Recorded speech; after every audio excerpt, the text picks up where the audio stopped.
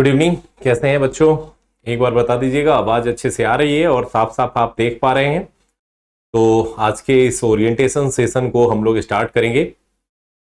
Basic रूप से आज का जो हम लोगों का सेशन है, ये हम लोग थोड़ा सिलेबस को समझेंगे, पैटर्न को समझेंगे, तैयारी कैसे करें, इस सारे चीजों पर, और जो बैच आप जुड़े हैं उस बैच से रिलेटेड सारी जानकारी आपको साथ हम साझा करेंगे। तो एक बार बता दीजिए, सभी लोग अच्छे से सुन पा रहे हैं? आवाज अच्छे से आ रही है? गुड इवनिंग सभी लोगों को गुड इवनिंग।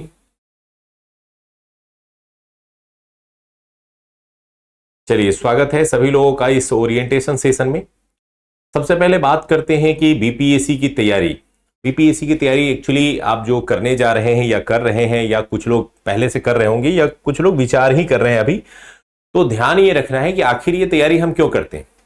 इसलिए करते हैं कि यह एक ऐसा जॉब है जहां हमें केवल जॉब सिक्योरिटी नहीं मिलती है, बल्कि सोसाइटी में एक अच्छा रिकॉग्निशन मिलता है, बिहार के क्षेत्र में अच्छा वर्क करने का मौका मिलता है, बिहार के विकास के लिए काम करने का मौका मिलता है। तो एक बहुत ही अच्छा पद, एक अच्छा प्रतिष्ठा वाला पद है, जहां से आप अपने सपनों को, अपने माता पिता के सपनों को पूरा करते हैं और अपने सोसाइटी के लिए भी आप कुछ योगदान दे सकते हैं। तो इस पूरे प्रक्रिया की जर्नी की शुरुआत कैसे होती है? तो शुरुआत होती है सबसे पहले सोच से, कि आप जब सोचते हैं कि मुझे कुछ करना है, मुझे कुछ पाना है, तो वहां से स्टार्ट होती है ये जर्नी।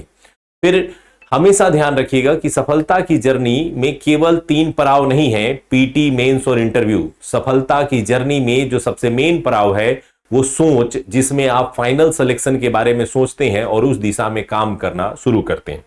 यानी आपकी शुरुआती सोच से लेकर के लास्ट दिन तक की तैयारी में आपको फाइनल सिलेक्शन सोचना है, तभी आप उस तरह से योगदान दे पाएंगे और फाइनल सिलेक्शन की ओर बढ़ पाएंगे। तो चलिए, आज के सेशन में हम लोग आगे बढ़ेंगे। और पहले मैं आज आप लोगों के कमेंट देख पा रहा हूं, लेकिन मैं चाहूंगा कि पहले आप ध्यान से मैं जो बता रहा हूं उसको आप सुन लें, देख लें, समझ लें। फिर लास्ट में अगर आपके कुछ क्वेश्चंस होंगे और आपके कुछ भी पॉइंट्स होंगे, डाउट्स होंगे, तो उस पर हम लोग चर्चा करेंगे। तो आइए, सबसे पहले हम लोग बात करते हैं बीपीएससी को लेकर के।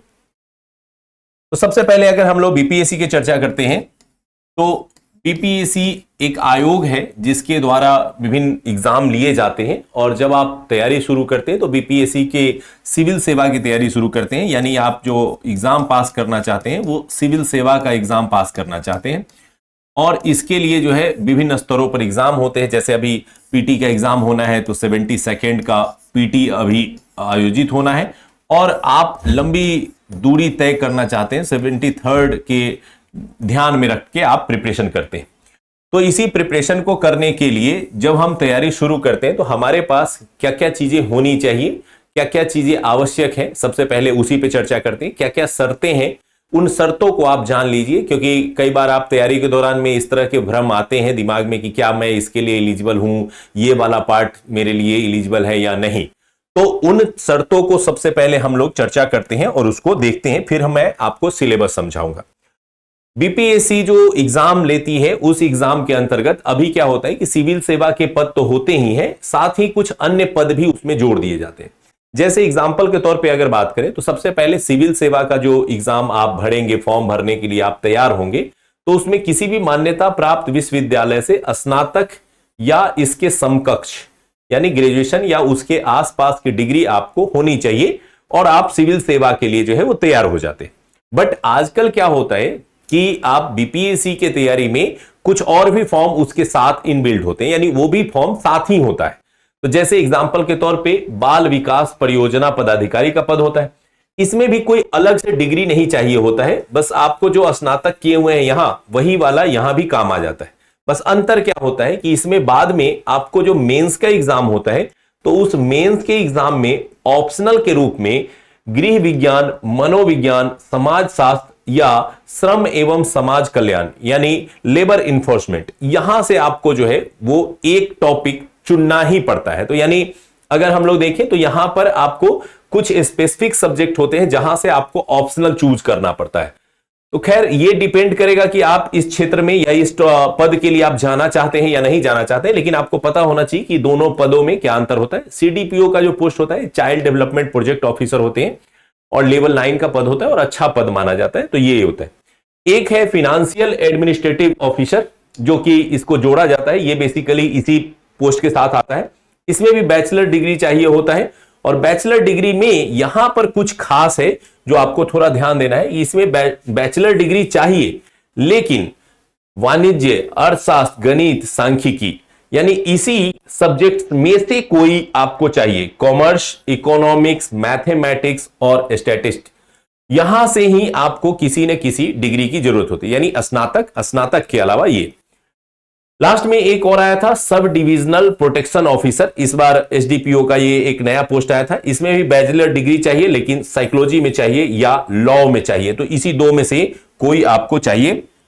यानी अनुमंडल संरक्षण पदाधिकारी के लिए अगर आप फॉर्म भरना चाहते हैं तो आपको मनोविज्ञान या विधि में से ही किसी में ग्रेजुएशन होना चाहिए, और इसमें ऑप्शनल में आपको मनोविज्ञान या विधि में से ही कोई एक सब्जेक्ट चूज करना पड़ेगा। तो हम जानते हैं कि आप में से मैक्सिमम लोग जो है वो सिविल सर्विसेज से रिलेटेड है, तो इसलिए आपके लिए ये पहला वाला पार्ट जो है वो इंपॉर्टेंट है कि स्नातक की डिग्री, और साथ ही साथ आप जो है बाल विकास परियोजना पदाधिकारी, ये दोनों के लिए आप एलिजिबल है और आराम से इसके लिए प्रिपरेशन कर सकते हैं। हाँ, अगर इनके पास किसी के पास इस तरह की डिग्री है तो वो इन पोस्ट के लिए भी एलिजिबल होंगे, ये ध्यान रख सकते हैं। अब एलिजिबल कैटेगरी में जो दूसरा पॉइंट आता है कि जब हम एलिजिबिलिटी की बात करते हैं तो क्या आयु सीमा होती है जब हम ये तैयारी कर सकते हैं या इसके लिए अटेम्प्ट ले सकते हैं।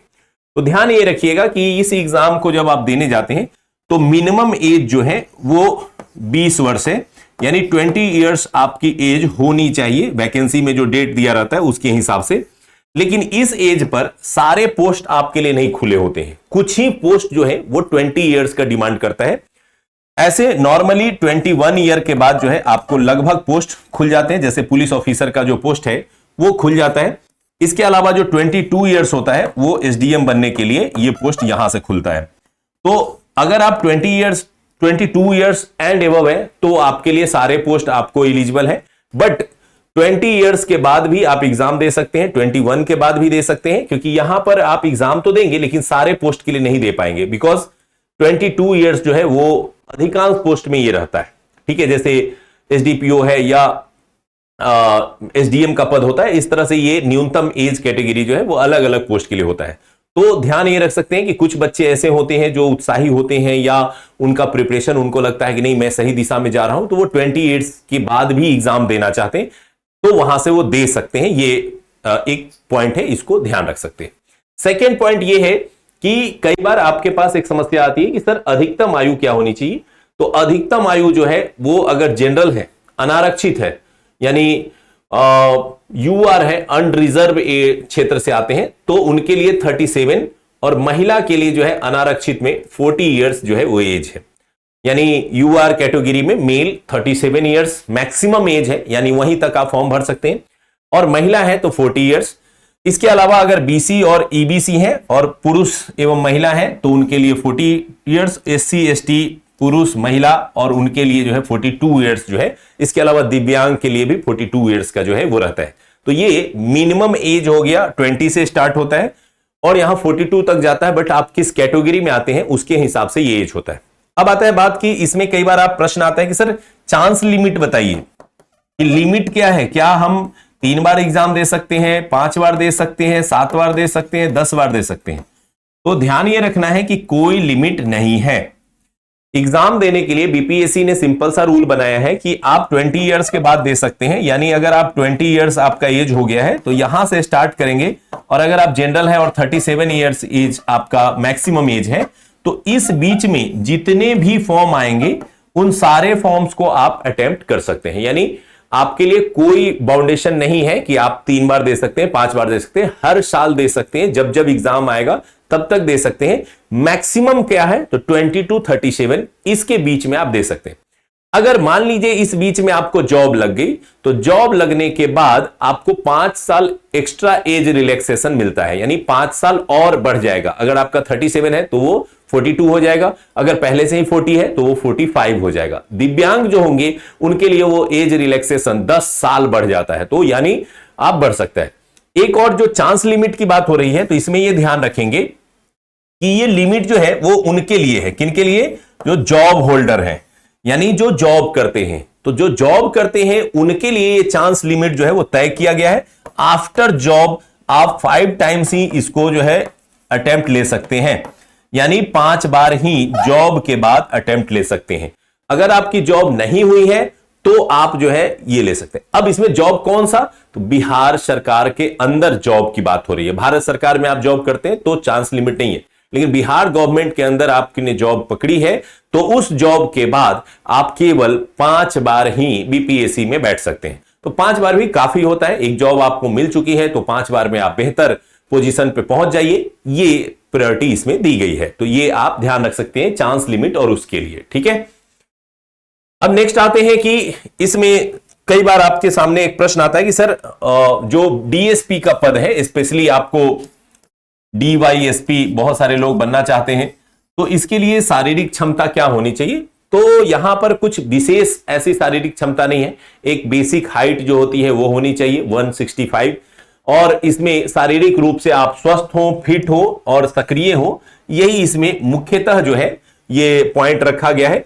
इसके अलावा अगर कोई इंपॉर्टेंट कह सकते हैं जांच का परीक्षण की बात आती है, तो जब आप साक्षात्कार देने जाते हैं, जब आप इंटरव्यू देने जाते हैं, तो इंटरव्यू के दौरान आपका एक शारीरिक जांच होता है जो चिकित्सा बोर्ड के द्वारा किया जाता है, और वहां पर इस जांच में जो है आपके लगभग सारे मेडिकल जो चीजें हैं वो चेक कर ली जाती हैं। तो इसका मतलब साफ है कि ये पॉइंट जो है आपको यहां पर मेडिकल अलग से आपको कराने की जरूरत नहीं होती है, आयोग द्वारा खुद से ही करा लिया जाता है और आपको चेक कर लिया जाता है कि क्या आप इस पद के लिए एलिजिबल है या नहीं। तो इसमें भी आपके पास दिव्यांग छोड़ करके लगभग सभी लोग जो है इसके लिए एलिजिबल होते हैं। अब एक पॉइंट है रिजर्वेशन। बहुत सारे बच्चे जो है वो रिजर्वेशन कैटेगरी में आते हैं, जैसे ओबीसी रिजर्वेशन है, ईबीसी रिजर्वेशन है, एससी एसटी रिजर्वेशन है, दिव्यांग रिजर्वेशन है। तो ये क्या होता है रिजर्वेशन, इसको ध्यान रखना है, और कैसे इसका लाभ मिलता है इसको भी ध्यान रखना है। जैसे रिजर्वेशन का लाभ लेने के लिए सबसे पहला इसमें यह किया गया है कि आप जिस समय फॉर्म अप्लाई करते हैं उस समय ही आपको क्या करना पड़ता है, रिजर्वेशन का दावा करना पड़ता है। इट मींस कि आप क्लेम उसी टाइम करेंगे फॉर्म में कि हां मैं इस कैटेगरी के अंतर्गत आता हूं इसलिए मुझे रिजर्वेशन चाहिए। दूसरा सबसे इंपॉर्टेंट पॉइंट यह है कि यह रिजर्वेशन का लाभ जो है वो केवल बिहार के मूल निवासियों को मिलता है, यानी आपका जो एक्चुअल परमानेंट एड्रेस है वो बिहार के ही किसी जिले का, किसी ब्लॉक का होना चाहिए। अगर आप बिहार के किसी ब्लॉक से रेसिडेंशियल नहीं है तो आपको आरक्षण का लाभ नहीं मिलेगा। तो इसका मतलब यह हो गया कि अदर स्टेट के जितने भी बच्चे होंगे और बिहार में फॉर्म अप्लाई करेंगे तो वो यूआर यानी जनरल कैटेगरी में काउंट किए जाएंगे। बिहार के बच्चों को ही ये लाभ मिलता है, ठीक है। बिहार के अभ्यर्थियों को ही ये आरक्षण का लाभ मिलेगा, ये तो ध्यान रखना है।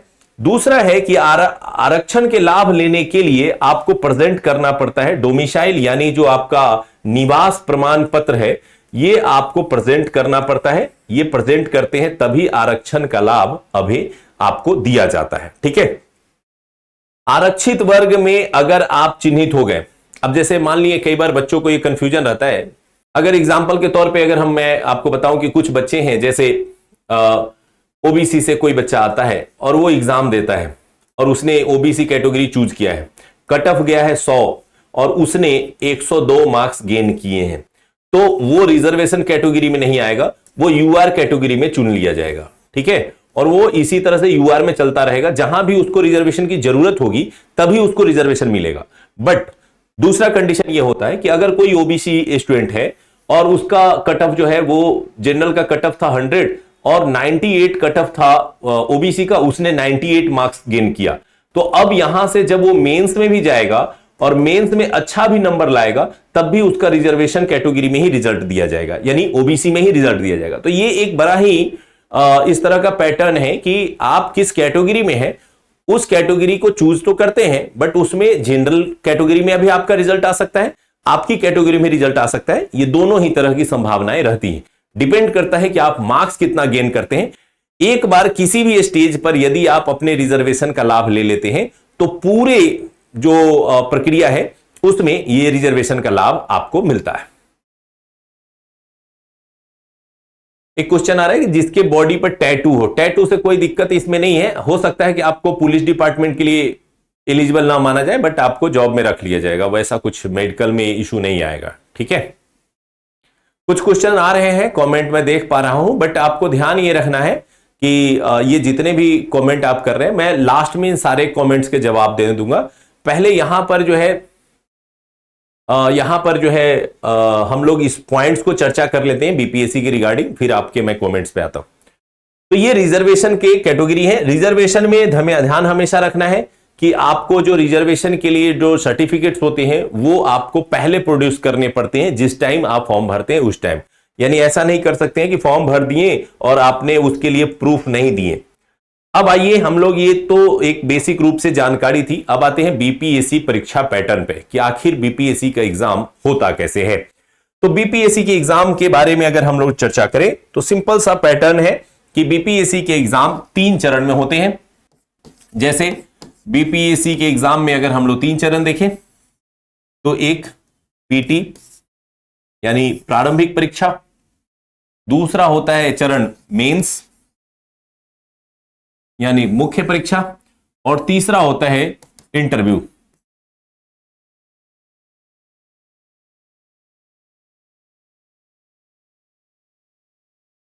ये तीसरा चरण होता है। तीनों ही चरण में आपको सफलता पानी होती है और तब जाके फाइनल मेरिट लिस्ट निकलता है। उस मेरिट लिस्ट में आप फाइनल सिलेक्शन लेते हैं, ठीक है, और इस तरह से जो है आपको फाइनल सफलता मिलती है। तो सबसे पहले हम लोग बात करेंगे पीटी की कि ये जो पीटी का एग्जाम होता है ये कैसे होता है। पीटी के एग्जाम के जो चरण होते हैं उसमें जो पीटी होता है उसका क्या पूरा का पूरा प्रोसीजर है, किस तरह से ये पीटी का एग्जाम लिया जाता है, इस पर थोड़ा सा हम लोग डिस्कस करते हैं। पीटी के एग्जाम में अगर हम लोग बात करें तो 3-4 पॉइंट आपको ध्यान रखना है। सबसे पहला यह है कि 150 क्वेश्चन पूछे जाते हैं, 150 क्वेश्चन पूछे जाते हैं। कितने मार्क्स के ये होते हैं तो 150 मार्क्स के ये एग्जाम लिए जाते हैं। इसमें अगर बात करें तो ऑप्शन कितने होते हैं, अगर क्वेश्चन पूछा जाता है तो ऑप्शन जो है इसमें 5 होते हैं, जो इस प्रकार से होता है A B C D E. इसमें जो ई ऑप्शन है ये 72 बीपीएससी से लागू हो रहा है। ये ध्यान रखना है कि ये ई वाला ऑप्शन जो है पहले हुआ करता था लेकिन बीच में हटा दिया गया था, अब जो है ये ई ऑप्शन जो है अभी लागू किया जा रहा है। तो ई ऑप्शन की बात करते हैं। ई ऑप्शन कहता है कि अगर आप किसी क्वेश्चन को अटेम्प्ट ले रहे हैं, जैसे एग्जांपल के तौर पे समझिए कि अगर आप किसी क्वेश्चन को जानते हैं ए बी सी डी, तो अगर आप जानते हैं तो उस क्वेश्चन को सॉल्व करेंगे, बी को आप टिक करेंगे यानी आप इसके जो बबल्स है गोले को कलर करेंगे। बट अगर इस क्वेश्चन को अटेम्प्ट आप नहीं लेते हैं तो ए बी सी डी को छोड़ देना है और ई को कलर करना है, बिकॉज ई का मतलब है कि इस क्वेश्चन को मैं अटेम्प्ट नहीं लेना चाहता हूं। ये जो है वो सिंपल सा इसका रूल इस बार तय किया गया है। तो 150 क्वेश्चन होते हैं, 150 मार्क्स के होते हैं और इसमें निगेटिव मार्किंग होती है। तो यानी निगेटिव मार्किंग जो है इसमें रखा गया है। निगेटिव मार्किंग कितनी होती है तो निगेटिव मार्किंग 1/3 मार्क्स। 1/3 मार्क्स का मतलब हुआ कि एक क्वेश्चन को अगर आप गलत करते हैं तो 0.33 मार्क्स आपके जो है वो माइनस हो जाएंगे और इससे निगेटिव मार्किंग होगा। और इस तरह से ये पीटी का पैटर्न जो है वो अभी बीपीएससी द्वारा जो है वो लिया जाता है। तो जो प्रक्रिया है वो अभी आपको इसी पैटर्न पे 72 से लेकर आगे दिया जाएगा। जब तक आयोग इसमें कुछ बदलाव नहीं करती है तब तक यही पैटर्न रहेगा। अब इस पैटर्न को थोड़ा सा समझते हैं कि जो एमसीक्यू टाइप का होता है, हाँ इसमें एक जो पॉइंट और मैं बता सकता था वो है टाइम। इसके लिए कितना टाइम दिया जाता है 150 क्वेश्चन को, तो 2 आवर्स जो है 2 घंटे का समय जो है आपको इस पूरे एग्जाम को सॉल्व करने के लिए, इस एग्जाम में अपीयर होने के लिए दिया जाता है। अभी रिसेंटली ये आयोग द्वारा कहा गया है कि जब हम ई ऑप्शन दिए हैं तो आयोग ने 15 मिनट जो है वो एक्स्ट्रा देंगी ताकि ई ऑप्शन को सही पूर्वक सभी लोग भर सके, और ये हो सकता है कि ये सारे चीजें दी जाएंगी। ठीक है, अब आइए यहां पर हम लोग बात कर रहे थे ये निगेटिव मार्किंग का। तो जो चेंजेस हुए हैं उस चेंजेस को थोड़ा सा समझिए। जैसे नंबर ऑफ ऑप्शन की बात करें तो पहले ओल्ड सिस्टम में 4 ऑप्शन थे, लेकिन ये जो नया सिस्टम 2006 से लागू किया गया है इसमें 5 ऑप्शन हो गया है। OMR शीट में पहले जो है वो 4 में से किसी एक को भरना था, एक जो है आप खाली छोड़ सकते थे, लेकिन अब जो कर दिया गया कि नहीं, ई ऑप्शन आपको निश्चित रूप से कलर करना पड़ेगा यदि आप क्वेश्चन को अटेम्प्ट नहीं कर रहे हैं। पहले जो है अगर आप किसी क्वेश्चन को खाली छोड़ देते थे तो कोई पेनाल्टी नहीं लगती थी, लेकिन अब जो ये पेनाल्टी है ये 1/3 है, यानी अगर आप किसी क्वेश्चन में ई ऑप्शन को कलर नहीं करेंगे तो आपको 1/3 पेनाल्टी लगेगा, जो नॉर्मली गलत होने पे लगता है। अगर आप क्वेश्चन का अटेम्प्ट नहीं भी करेंगे तब भी आपको पेनाल्टी लग जाएगी। तो ये एक बड़ा ही यूनिक और बड़ा नया टाइप का एक बीपीएससी आयोग द्वारा जो है ये लागू किया गया है, तो इसको थोड़ा ध्यान रख सकते हैं। इसके अलावा अगर बात करें पारदर्शिता और जवाबदेही की, तो इससे जो है थोड़ा सा बढ़ेगा स्टूडेंट्स की लिए जो है ये फायदेमंद है, क्योंकि कई बार आपने ऐसा सुना होगा, आपस में बात करते हैं लोग कि एक स्टूडेंट था जिसने सारे कॉपी खाली छोड़ दिए, बाद में उसके बदले में किसी ने गोला रंग दिया।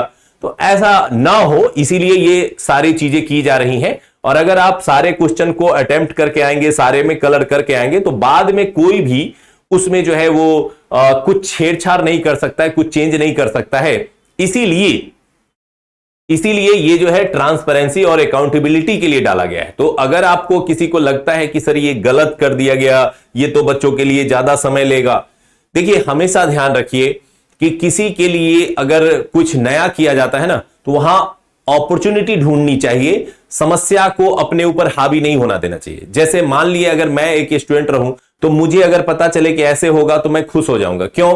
क्योंकि बहुत सारे ऐसे बच्चे होंगे जो सीरियस नहीं होंगे, नॉन सीरियस होंगे, तो वो चीजों को इस तरह से नहीं करेंगे तो वो माइनस में चले जाएंगे। मैं अच्छा रहूंगा, मैं सीरियस रहूंगा, मैं कर लूंगा, मैं पॉजिटिव में चला जाऊंगा। तो हमेशा ये नहीं सोचना चाहिए कि इससे हमको लॉस हो जाएगा, ये सोचिए कि बाकी को लॉस होगा, हमको फायदा उठाना है। एक स्टूडेंट के तौर पे यही होता है ना। कंपटीशन का मतलब क्या होता है? कंपटीशन का मतलब होता है कि हम अपने एग्जाम में ऐसे प्रेजेंट हो कि बाकी को पीछे छोड़ते हुए आगे निकल जाए। अब यहां पर अगर आप ये सोचे कि यार सबको दिक्कत होगा सर, ये होगा, हमको नहीं चाहिए, तो इससे प्रॉब्लम सॉल्व नहीं होगा, बल्कि आपके लिए ये किया गया है तो इससे ट्रांसपेरेंसी बढ़ेगी, इससे अकाउंटेबिलिटी बढ़ेगी। तो क्यों ना इस चीज को आप लागू करके देखिए, ये बच्चों के लिए अच्छा ही है। ठीक है, तो फायदे वाली चीज को सोचिए, निगेटिव चीजों से दूर रहिए। ये कब से स्टार्ट हो रहा है? तो ये 1 मई 2026 के बाद जो भी एग्जाम होंगे बीपीएससी द्वारा, सभी में ये ऑप्शन ई का सिस्टम जो है वो क्या किया जाएगा?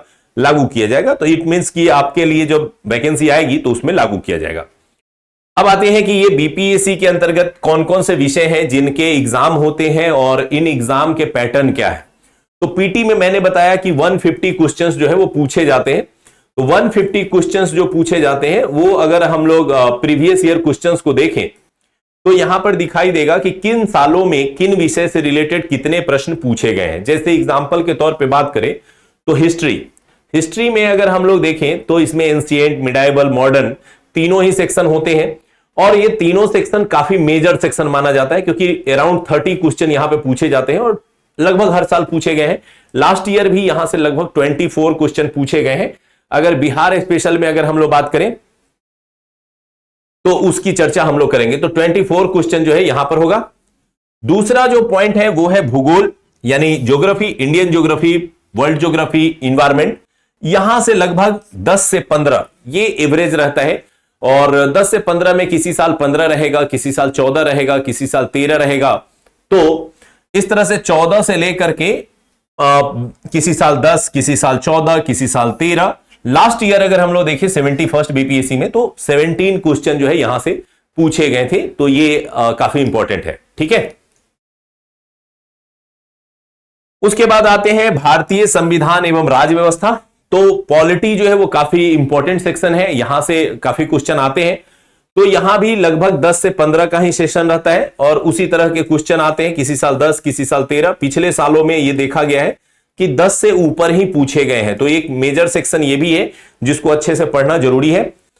इंडियन इकोनॉमी की बात करें तो इकोनॉमी में थोड़ा उतार चढ़ाव होता है, किसी साल 18 पे चला जाता है तो किसी साल 7 रह जाता है। तो थोड़ा उतार चढ़ाव वाला विषय माना जाता है, लेकिन करंट से काफी रिलेट करता है, इसलिए इकोनॉमिक्स को अच्छे से पढ़ा हुआ होना भी चाहिए, क्योंकि ये इकोनॉमी जो है वो करंट से रिलेट करता है। तो करंट अफेयर्स में भी मदद करता है, करंट को समझने में मदद करता है, बजट इकोनॉमिक्स को समझने में मदद करता है।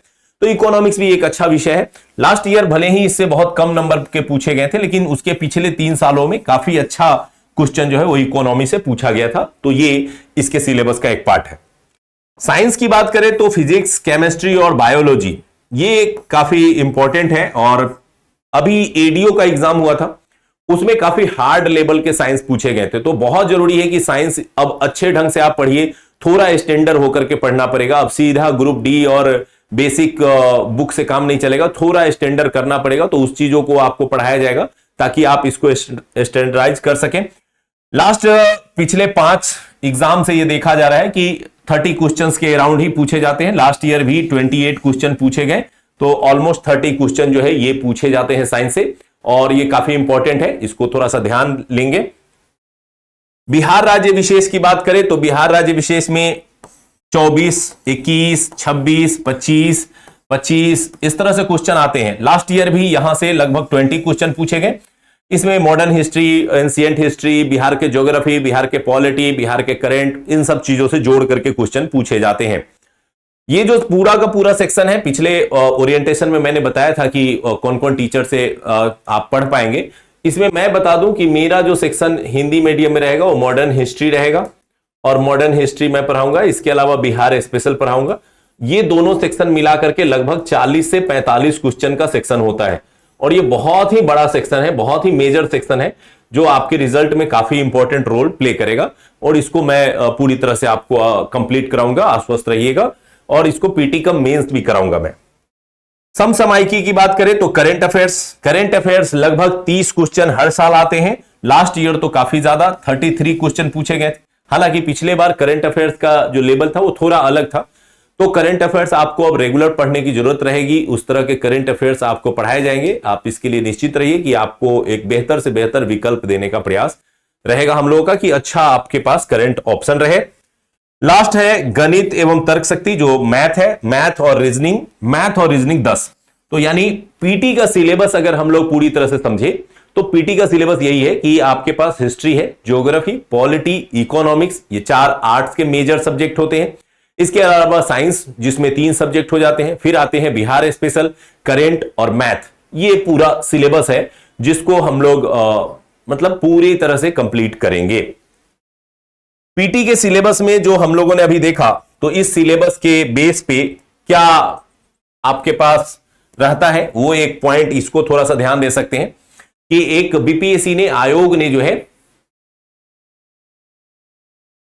ठीक है, ये अगर हम लोग बात करें तो जैसे श्रेणीवार न्यूनतम अंक यानी मिनिमम क्वालिफाइंग, जैसे एग्जाम्पल के तौर पे अगर हम लोग बात करें तो बीपीएससी आयोग का कहना यह है कि अगर आप पीटी का एग्जाम देते हैं और 150 क्वेश्चन अटेम्प्ट करते हैं तो इसमें मिनिमम मार्क्स क्या होना चाहिए, जिसको अगर आप नहीं कंप्लीट कर पाएंगे तो आपका रिजल्ट ही नहीं होगा।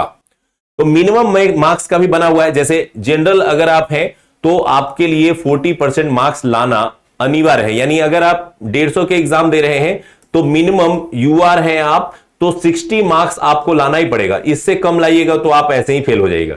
तो कट ऑफ तो ठीक है, कट ऑफ हो सकता है कई बार घट करके 75 आ गया, लेकिन इतना मिनिमम लाना अनिवार्य है। ये आयोग का एक स्पष्ट सुझाव है, ठीक है। ओबीसी की बात करें तो ओबीसी 36.5, ईबीसी जो है वो 34%, और एससी एसटी महिला एवं दिव्यांग के लिए 32% मिनिमम मार्क्स कैटेगरी डिसाइड किया गया है। तो ये मिनिमम मार्क्स से कोई लेना देना नहीं रहता है, क्योंकि वैसे भी आपको कट ऑफ मार्क्स बहुत ज्यादा स्पेशल चीज होता है, बिकॉज कट ऑफ मार्क्स आप अगर कंप्लीट नहीं करेंगे तो वैसे भी आप फेल ही हैं। लेकिन ये मतलब ये हो गया कि ये अगर आप नहीं अचीव कर पाते हैं तो इसका मतलब है तैयारी नहीं कर रहे हैं आप, ठीक है। तो ये तो एक सिर्फ जानने के लिए था। अब बात करते हैं कि पीटी में होता क्या है। तो पीटी में आपके पास 150 अंक के एग्जाम होते हैं और फिर निकलता है कट ऑफ। ये लास्ट ईयर के कट ऑफ को थोड़ा सा हम लोग देखते हैं कि क्या रहता है। जैसे 71st में कट ऑफ आया, तो 71st में अनरिजर्व के लिए जो कट ऑफ आया वो 88 मार्क्स का था। पिछले कुछ सालों में जब से निगेटिव हुआ है, कट ऑफ मार्क्स घट गया है। जैसे एग्जांपल के तौर पे देखिए 67 में 113 मार्क्स था अनरिजर्व के लिए, लेकिन 113 जो है ये बहुत ज्यादा था। अब यहां से क्या हुआ, निगेटिव मार्किंग स्टार्ट हो गया। तो निगेटिव मार्किंग होने के बाद सीधे ये 91 पे आ गया। फिर 69 में भी अप्रोक्स 91 रहा, 70 में ये 91 रहा, 71 में क्या हुआ, ये जो एग्जाम था ये थोड़ा हार्ड था। क्यों? क्योंकि क्वेश्चन का लेवल थोड़ा अच्छा था, करंट वगैरह थोड़े अच्छे थे। तो यहां पर 5 क्वेश्चन डिलीट कर दिए गए और इस 5 क्वेश्चन के मार्क्स सबको दिए गए। तो एक्चुअली में ये 88 नहीं बल्कि 83 ही इसका मार्क्स था, यानी 83 पे ही कट ऑफ आया, सबको 5 नंबर दिया गया, इसलिए ये 88 हो गया। अदरवाइज सभी कट ऑफ में आप 5 मार्क्स कम कर सकते हैं कि 145 में से 83 पे कट ऑफ आया, इस तरह से आप समझ सकते हैं। तो यानी 88 आपको दिखाई दे रहा है, तो इससे डरने की जरूरत नहीं है और ये अच्छा है। इतना कट ऑफ ही होना चाहिए, मिनिमम 60% के अराउंड कट ऑफ आता है और इतना तैयारी करने के बाद 60% तो आराम से आप ला सकते हैं। अगर आप ईमानदारी पूर्वक 1 साल मेहनत करते हैं तो कट ऑफ अचीवेबल होता है। ठीक है। अनरिजर्व फीमेल की बात करें तो सीधा 10 नंबर कम 78। ईडब्ल्यूएस की बात करें तो 82।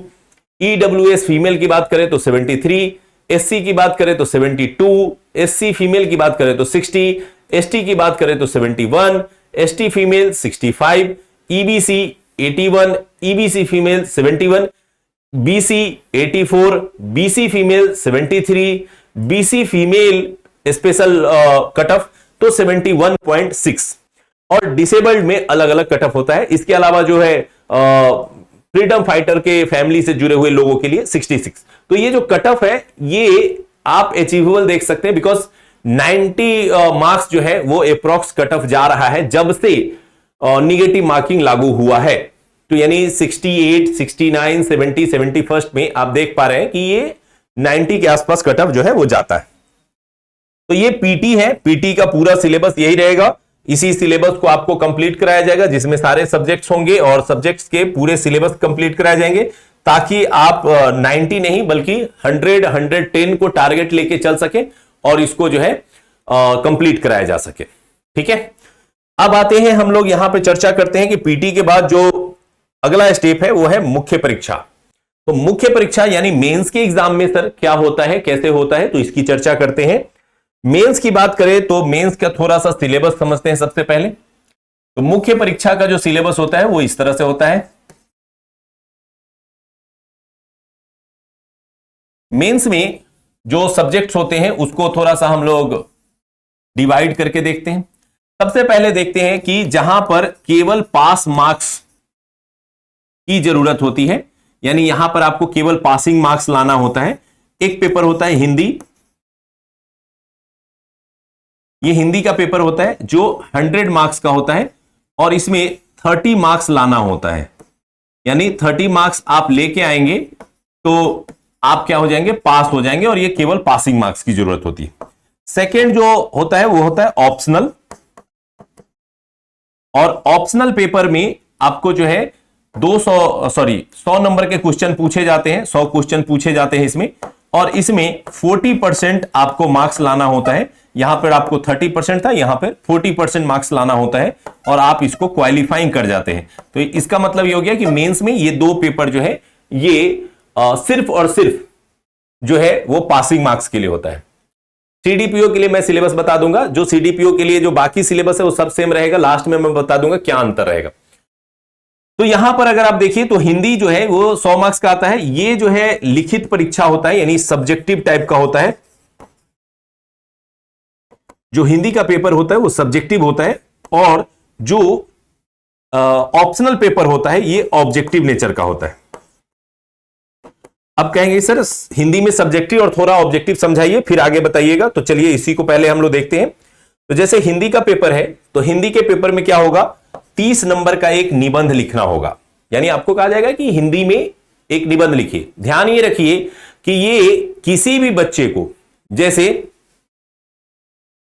एग्जाम्पल के तौर पे किसी भी बच्चे का मतलब ये हुआ कि अंग्रेजी छात्र वाले बच्चों को भी हिंदी में ही लिखना होगा क्योंकि ये हिंदी का पेपर है।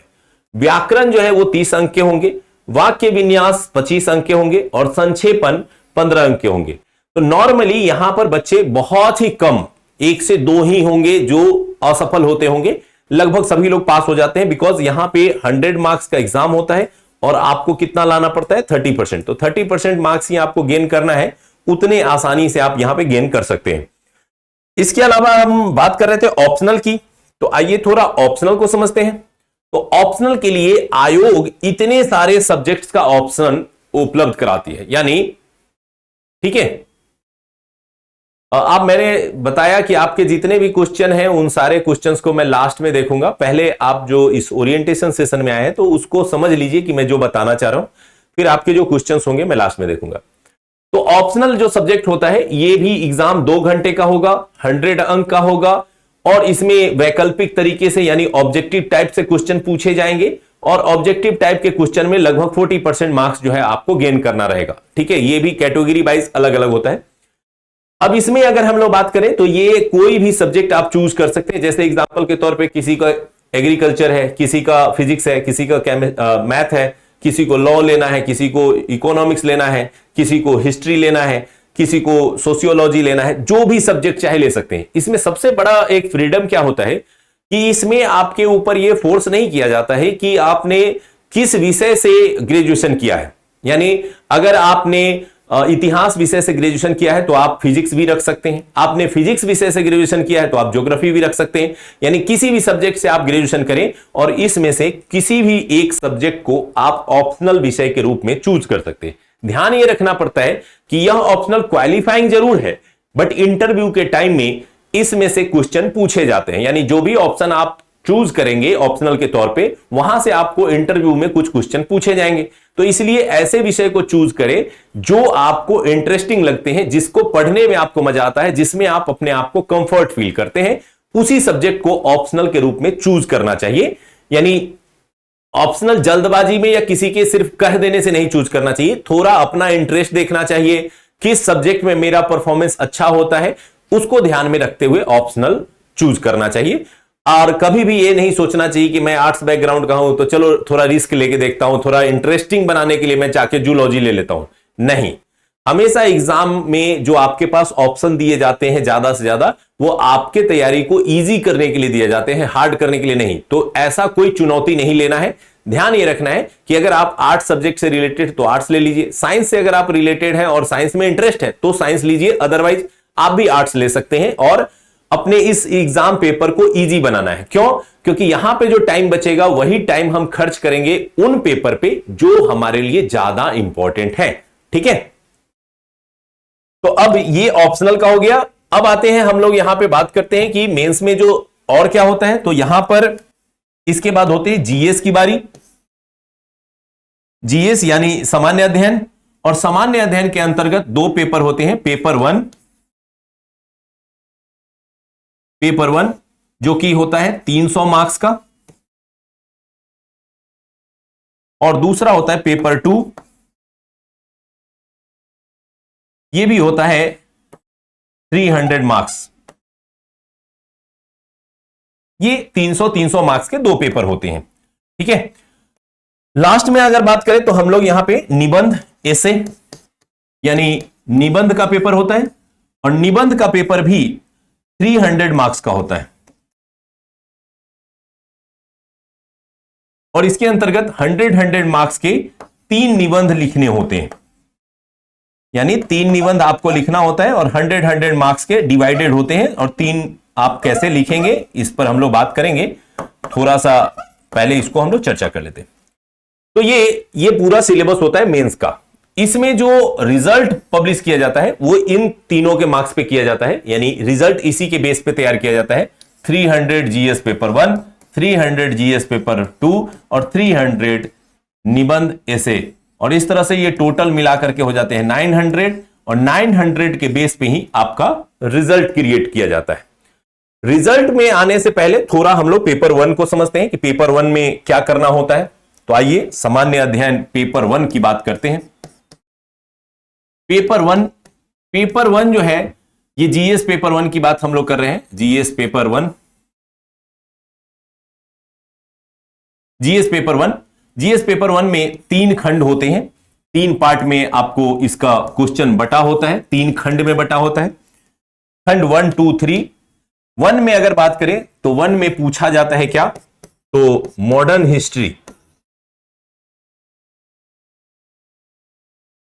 History plus art and culture, यानी आधुनिक भारत या आधुनिक इतिहास, कला एवं संस्कृति। और कला एवं संस्कृति पार्ट से जो क्वेश्चंस पूछे जाते हैं, यहां से जो मार्क्स होता है 114 नंबर के पूछे जाते हैं। तो ये जो पार्ट है मॉडर्न हिस्ट्री का, ये मैं ही पढ़ाऊंगा आपको, और इसमें आर्ट एंड कल्चर का पार्ट भी मैं पढ़ाऊंगा, और काफी इंटरेस्टिंग है, काफी मजेदार है, और इसको पढ़ लेने के बाद जो है इसमें से कोई भी आपका जो क्वेश्चन है वो नहीं छूटेगा एग्जाम में, मेंस में। ये काफी इंटरेस्टिंग टॉपिक है। दूसरा जो खंड है, ये दूसरा खंड जो होता है, ये होता है करंट अफेयर्स का।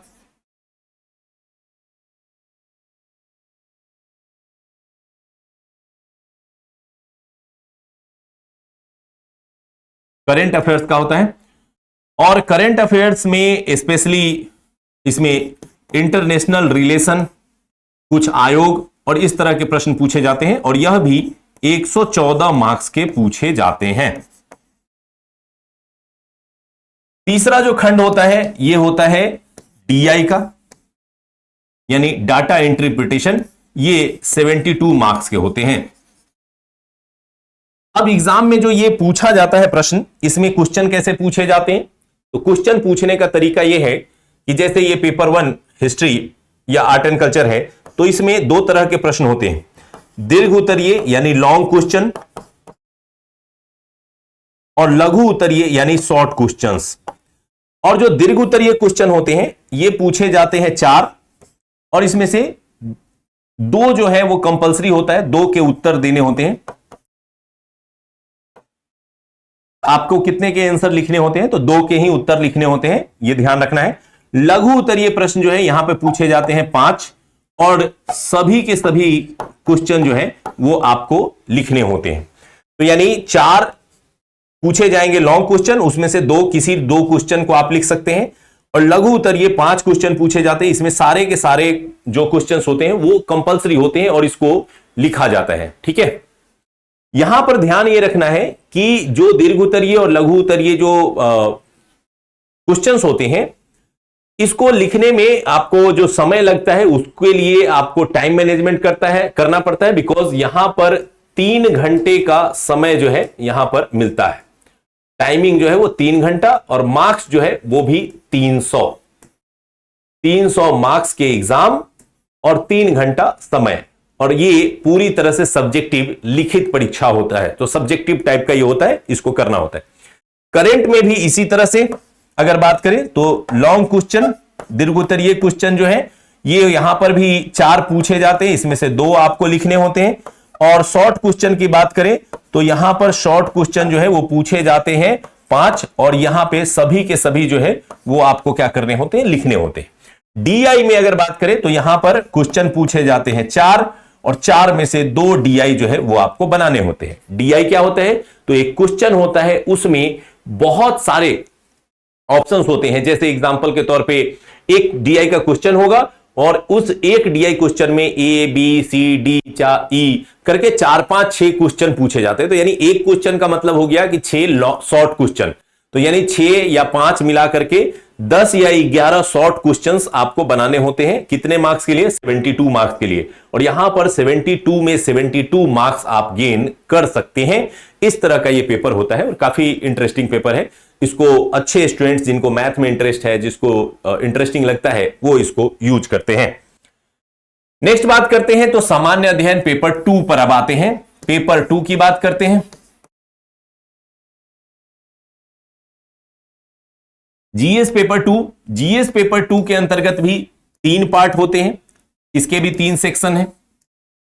इस 3 सेक्शन में अगर हम लोग बात करें तो सबसे पहला जो सेक्शन है वो होता है पॉलिटी, यानी राज्य व्यवस्था। और राज्य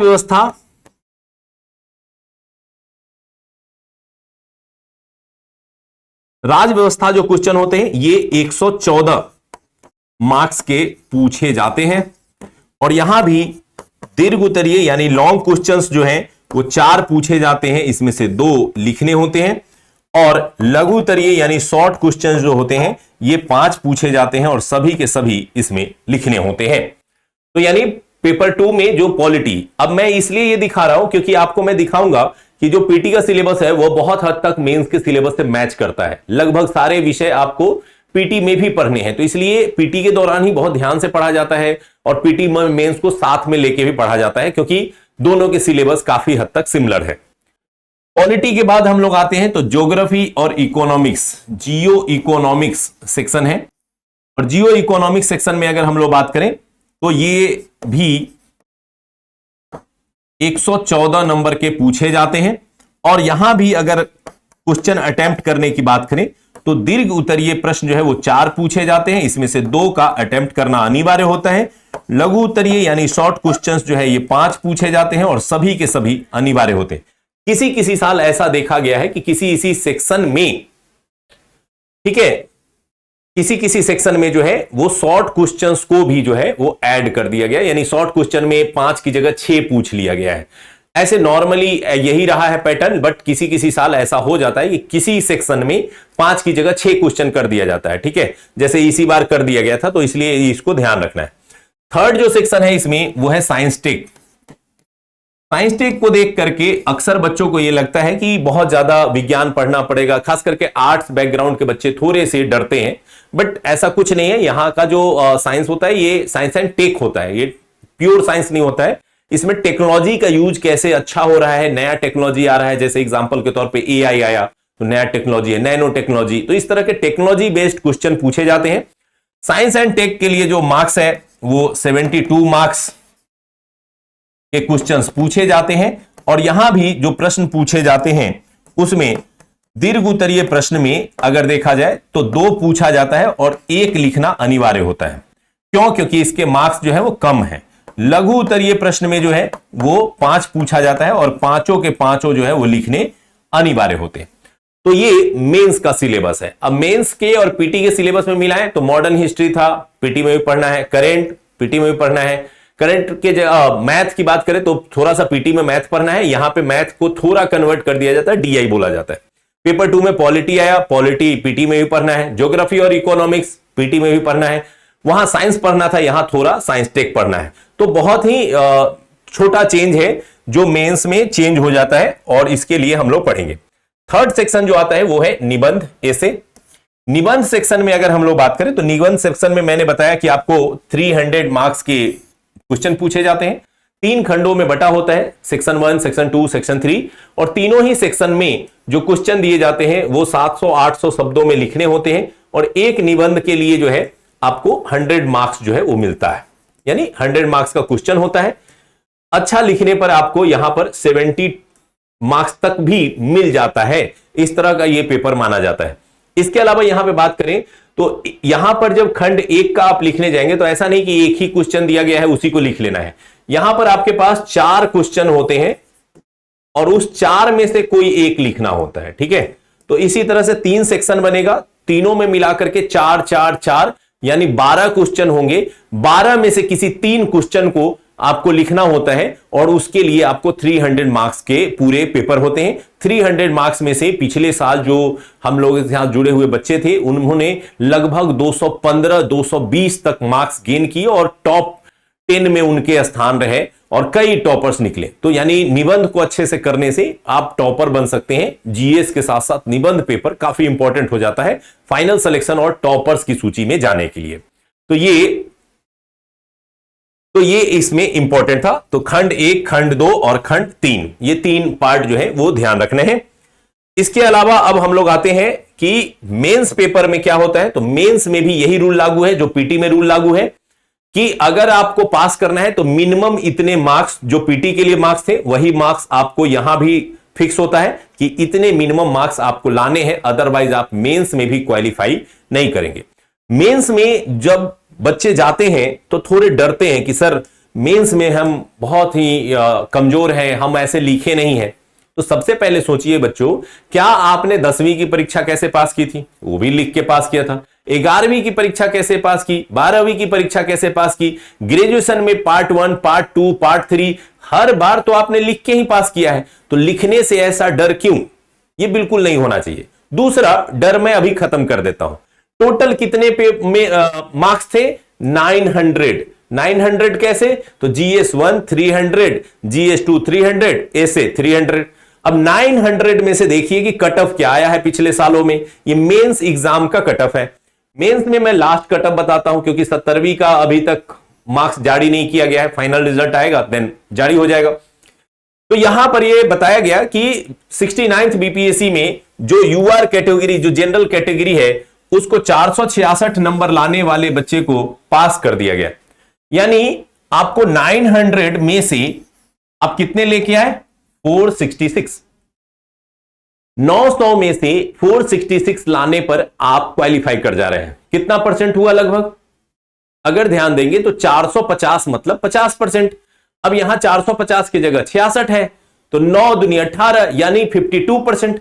यानी अगर आपने मेंस में 52% मार्क्स उठा लिया तो आप यहां पर पास हो गए।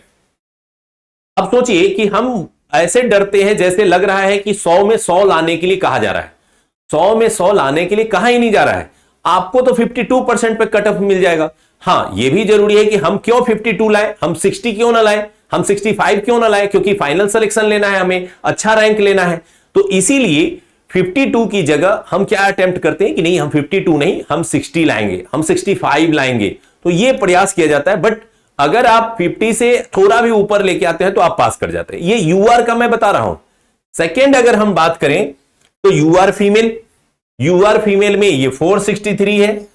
अगर ये ओबीसी पे जाते हैं, सॉरी ईडब्ल्यूएस पे जाते हैं तो 455 है। ईडब्ल्यूएस फीमेल में जाए तो 442 है।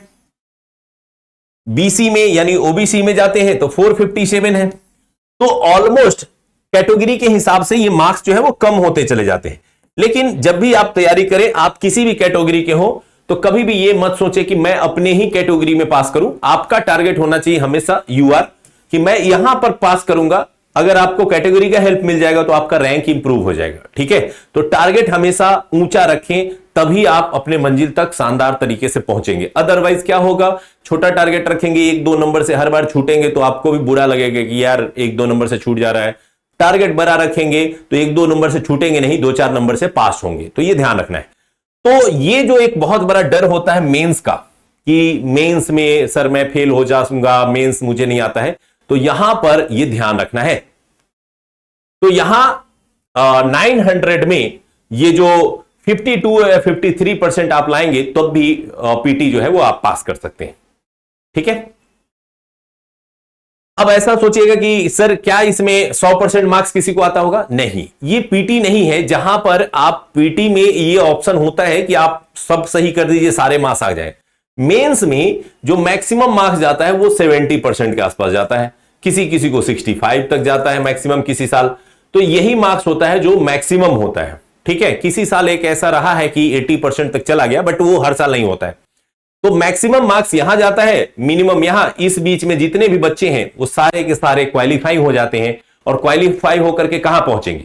इंटरव्यू के लिए पहुंचेंगे, जहां इंटरव्यू में उनको बुलाया जाएगा और वहां आपको सामने बैठा करके आपसे जो है क्वेश्चन किया जाएगा। तो 3 स्टेज हो गए सिविल सेवा के।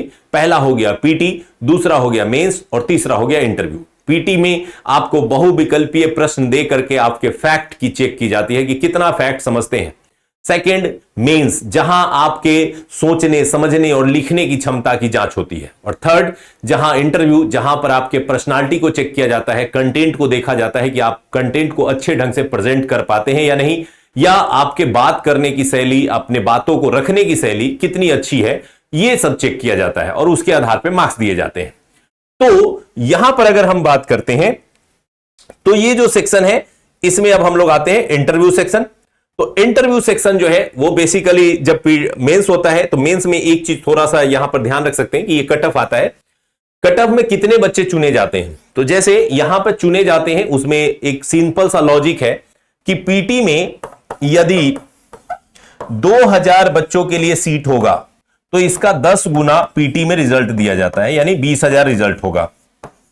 ठीक है, मेंस में जाते हैं तो जो मेंस में जितने बच्चे हैं, टोटल जितने के लिए वैकेंसी है, उस वैकेंसी का 2.5 गुना रिजल्ट दिया जाता है और उतने बच्चों को इंटरव्यू के लिए बुलाया जाता है। जैसे मान लिए 20,000 बच्चों को पीटी में पास कराया गया तो फिर 5,000 बच्चों को बुलाया जाएगा इंटरव्यू के लिए। जैसे इस बार क्या हुआ था, इस बार 2037 सीटें थी तो बच्चों को बुलाया गया, 5400 बच्चों को, 5400 बच्चों को इंटरव्यू के लिए कॉल किया गया और उन्हें बुलाया गया। इंटरव्यू में जब जाते हैं तो क्या होता है, तो इंटरव्यू में जाते हैं तो इंटरव्यू में 2.5 यानी 2.5x जो है वो मेंस एग्जाम के बच्चों को क्वालिफाई कराया जाता है और फाइनली 120 मार्क्स के लिए इंटरव्यू कराया जाता है। इंटरव्यू में जब वो जाते हैं तो इंटरव्यू में जाने के बाद उनके लिए सामने ये रहता है कि 120 मार्क्स के उनके पास एग्जाम होते हैं और इस 120 मार्क्स में से जो सबसे मैक्सिमम होता है जो किसी को मिलता है वो 95 होता है और जो मिनिमम होता है वो मिनिमम कुछ भी हो सकता है, बट एवरेज अगर देखा जाए 35-40 इतना होता है और एवरेज अगर देखा जाए तो ज्यादातर बच्चों को 60 और 65 के आसपास मार्क्स मिलते हैं। ठीक है, तो इतने मार्क्स एवरेज मार्क्स कहलाते हैं, ये मिनिमम मार्क्स कहलाते हैं, ये मैक्सिमम मार्क्स कहलाते हैं, ये 120 में से मिलते हैं। अब जो फाइनल रिजल्ट बनता है वो कैसे बनता है इसको समझिए। जब मेंस का रिजल्ट आता है तो बच्चे को नहीं बताया जाता है कि आपको कितना मार्क्स आया है, यानी ये जब मेंस का रिजल्ट आता है तो ये कट ऑफ नहीं दिखाया जाता है, सिर्फ बताया जाता है कि you are shortlisted for interview, आप जो है इंटरव्यू के लिए चुन लिए गए। अब इंटरव्यू के लिए चुन लिए गए हैं तो उनको क्या किया जाएगा, उनको बुलाया जाएगा, इंटरव्यू दिलवाया जाएगा, लेकिन उनको नहीं पता है कि मेरा मार्क्स जो है वो मेंस में ज्यादा है या कम है। ठीक है, तो जब फाइनल रिजल्ट की बारी आती है तो फाइनल रिजल्ट कैसे तैयार होता है, तो फाइनल रिजल्ट तैयार होता है कि ये जो 900 है, इस 900 में से आपने कितने पाए हैं। जैसे मैंने बताया कि 466 मार्क्स का था, किसी ने 485 यहां पे लिया है। अब जब वो इंटरव्यू में गया तो 120 मार्क्स का ये इंटरव्यू हुआ।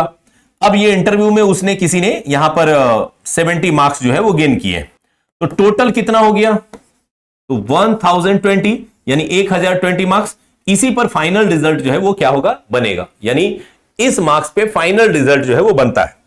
अब ये फाइनल रिजल्ट जब बनेगा तो वो फाइनल रिजल्ट कैसे बनेगा, तो इसको और इसको ऐड करेंगे, तो जैसे ये 5, तो इसको मिल गया 555 मार्क्स, यानी मेंस में इसने इतना गेन किया, इसने इतना गेन किया, इसने इतना गेन किया। अब आते हैं, देखते हैं कि फाइनल कट ऑफ क्या आता है। ठीक है,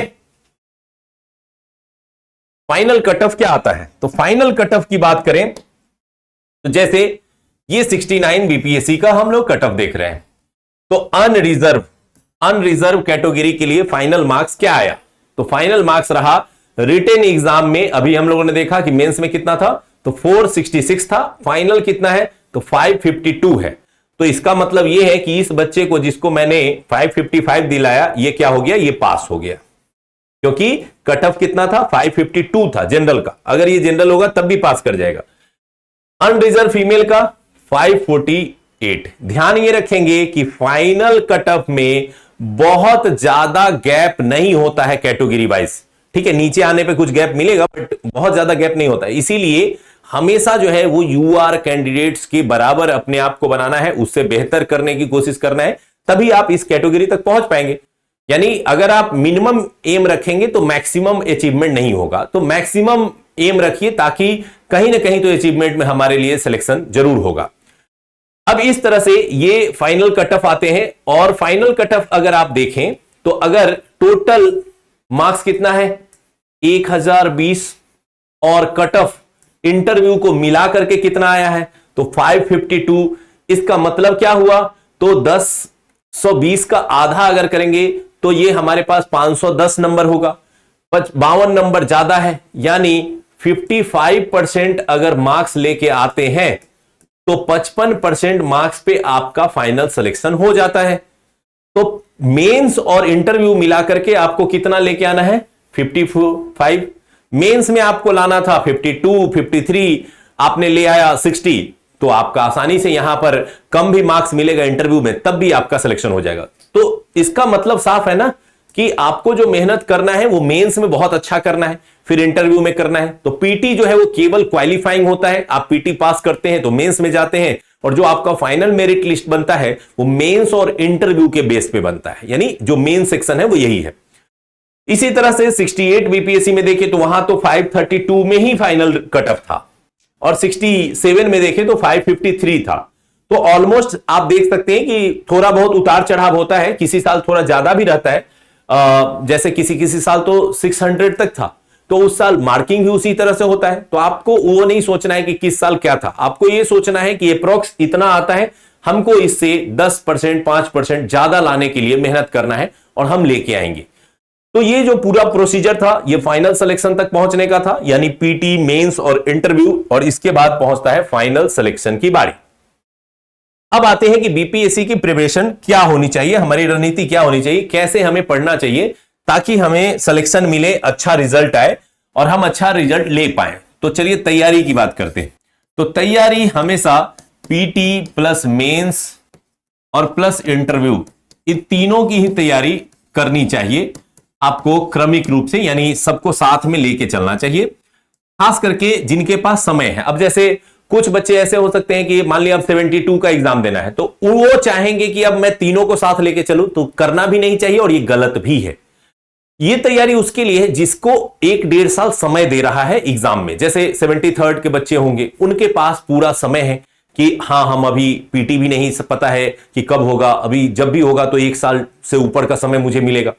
तो यहां पर अब क्या करना है कि पीटी के लिए कैसे पढ़ा जाता है, तो किसी सब्जेक्ट और सब्जेक्ट के टॉपिक को पढ़ते हैं, टॉपिक को पढ़ने के बाद एमसीक्यू प्रैक्टिस ये करना है, यानी जितना ज्यादा हो सके सब्जेक्ट को अच्छे से पढ़िए, उसके फैक्ट्स को थोड़ा अंडरस्टैंड कीजिए, फैक्ट्स को थोड़ा सा ध्यान रखिए और फिर उस पर जितना ज्यादा हो सके आपको क्या बनाना है, एमसीक्यू बनाना है। एमसीक्यू किस तरह के बना सकते हैं, तो एक तो सबसे पहले बना लेना है प्रीवियस ईयर, क्योंकि प्रीवियस ईयर वह आईना होता है जो हमें बताता है कि किसी चैप्टर को कैसे पढ़ना है, किसी टॉपिक को कैसे पढ़ना है, कौन कौन सा फैक्ट इसमें इंपॉर्टेंट है, कौन कौन से फैक्ट किस तरह के पैटर्न पे क्वेश्चन पूछे जाते हैं, ताकि आपको पढ़ने में आपको समझ में आएगा कि अच्छा ये फैक्ट पूछा है लास्ट ईयर, दैट मीन कि ऐसे ही फैक्ट और भी पूछे जा सकते हैं। तो आगे से आप उस फैक्ट पर क्या करेंगे, फोकस रखेंगे, ध्यान देंगे। तो यहां पर प्रीवियस ईयर आपको क्या करना है, ध्यान रखना है। दूसरा अगर हम लोग बात करें तो प्रीवियस ईयर के साथ साथ मॉडल क्वेश्चन, यानी कुछ उसी चैप्टर के कुछ अच्छे क्वेश्चन बना करके भी प्रैक्टिस करना है। इसके लिए बुक्स, टेस्ट, इन सब का सहारा लेना है। और जो लोग बच्चे बैच में जुड़ रहे हैं उनको तो वीकली ये टेस्ट दिया ही जाएगा कि आप एक वीक में जो भी पढ़ेंगे उसको टेस्ट के रूप में आपसे पूछा जाएगा, तो वो आपके लिए काफी फायदेमंद रहेगा और इससे आपको बहुत फायदा मिलेगा। ठीक है, ये ध्यान रख सकते हैं। ये पीटी का पढ़ने का तरीका होता है। मेंस की बात करें तो मेंस में आपको पढ़ने का तरीका ये होता है कि किसी भी टॉपिक को आप पढ़ते हैं तो टॉपिक को पढ़िए और टॉपिक को संक्षिप्त कीजिए। जैसे मान लिया आप किसी टॉपिक को पढ़े हैं जो 400-500 शब्दों में था, तो 500 शब्दों के कंटेंट को 100 वर्ड्स में कंप्लीट करने की कोशिश कीजिए, उन सारे बातों को, और थोड़ा एक फ्रेम बनाने की कोशिश कीजिए। फ्रेम का मतलब यह होता है कि जब भी मेंस में हम लोग लिखते हैं तो जो सबसे पहला पार्ट होता है वो होता है इंट्रोडक्शन। तो इंट्रोडक्शन जो है वो 15 से 20 शब्द का कैसे लिखेंगे ये सीखना है। फिर इसमें मेन बॉडी पार्ट जो क्वेश्चन का होगा उसमें लगभग 70 to 90 वर्ड्स में हमको कंटेंट लिखना है, तो कैसे लिखेंगे। लास्ट में कंक्लूजन जो है वो 15 से 20 शब्द में लिखना है, तो कैसे लिखेंगे। तो यानी अगर किसी एक टॉपिक को पढ़ा, लाइक आज अगर आपने ज्योग्राफी पढ़ा और ज्योग्राफी में आप आज टॉपिक पढ़ रहे थे कि कोई भी टॉपिक, जैसे एग्जांपल के तौर पे आप सौर मंडल के बारे में पढ़ रहे थे या पृथ्वी के बारे में पढ़ रहे थे, तो पृथ्वी पर जो है आप वायुमंडल को पढ़ रहे हैं, तो उसी क्वेश्चन को आप लिखिए। जैसे एग्जांपल के तौर पे क्वेश्चन ये आ गया कि वायुमंडल के योगदान के संबंध में चर्चा करें, तो आपको बताना है कौन कौन से लेयर है, किसका क्या योगदान है, और इस तरह से कंटेंट को छोटा करके और उसको क्वेश्चन फ्रेम में ला करके लिखने का अभ्यास करना चाहिए। ये आपको जो है डेली में या वीकली आपको करना चाहिए। ऐसे अगर आपके पास समय है तो डेली कीजिए, अगर जॉब वाले हैं तो वीकली कीजिए, अगर आप स्टूडेंट हैं और आपके पास कोई काम नहीं है, बस यही एम है, तो आप डेली एक एक क्वेश्चन का घर पे कीजिए। जब तक टीचर नहीं कराते हैं तब तक ऐसा नहीं कि नहीं करना है, जो बताया जाएगा, जो पढ़ाया गया है उसको घर पे कीजिए, खुद से कीजिए। और इसके लिए भी सहारा लीजिए प्रीवियस ईयर का। प्रीवियस ईयर क्वेश्चन बैंक का सहारा लीजिए और उसकी हेल्प से कीजिए, because previous year question bank से आपको काफी सपोर्ट मिलता है कि किस तरह के क्वेश्चन पूछे जाते हैं। प्रीवियस ईयर में आपको जो है आंसर भी लिखा हुआ रहता है, तो वहां से आपको हेल्प मिल जाता है। और यहां पर आपको दोनों ये प्रीवियस ईयर के क्वेश्चन बैंक जो है वो पीटी और मेंस के जो किट आपको बताया गया है उसमें ये भेजे जाएंगे आपको, तो वो आपको आपके पास रहेगा, उससे आप आसानी से हेल्प ले पाएंगे। एंड देन लास्ट आते हैं इंटरव्यू।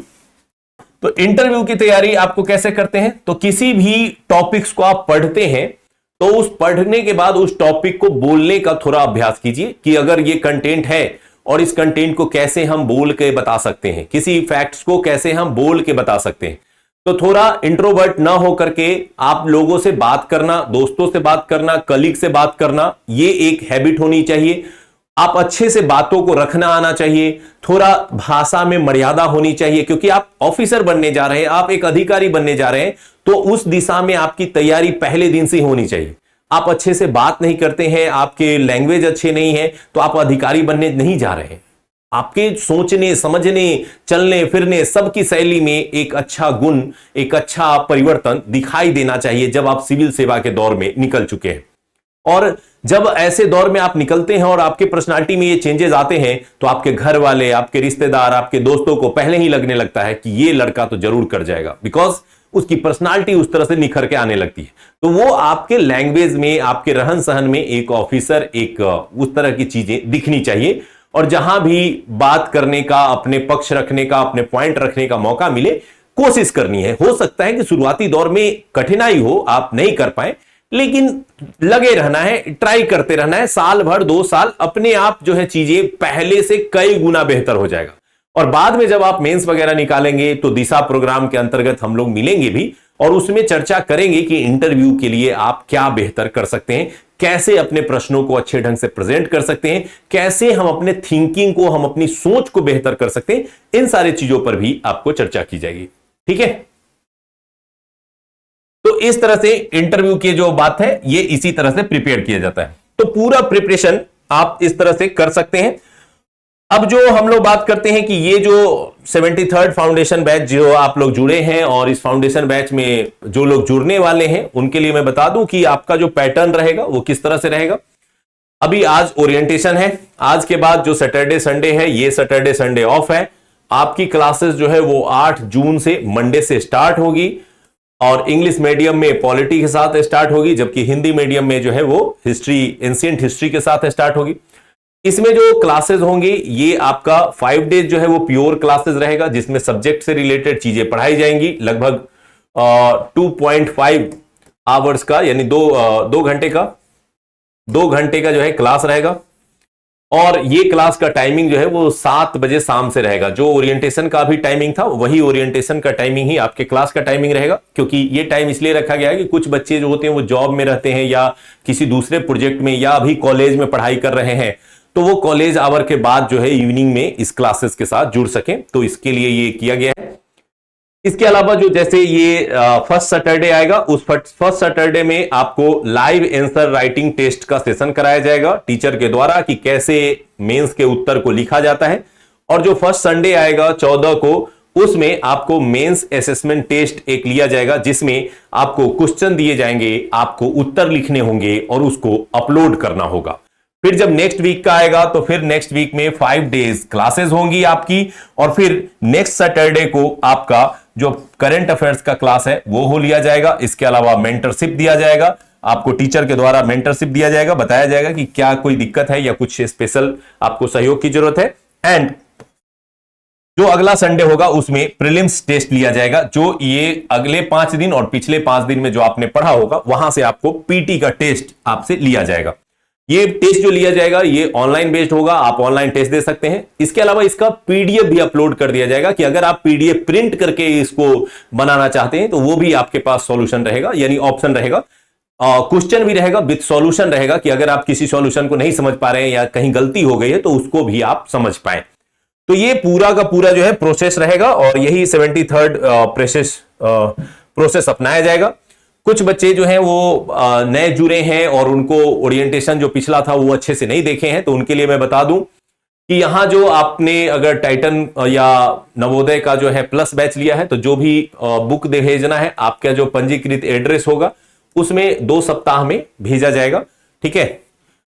दैनिक हस्तलिखित जो नोट्स होंगे, डेली नोट्स, वो 48 आवर्स आफ्टर क्लास जो है वो 48 आवर्स में अपलोड किया जाएगा।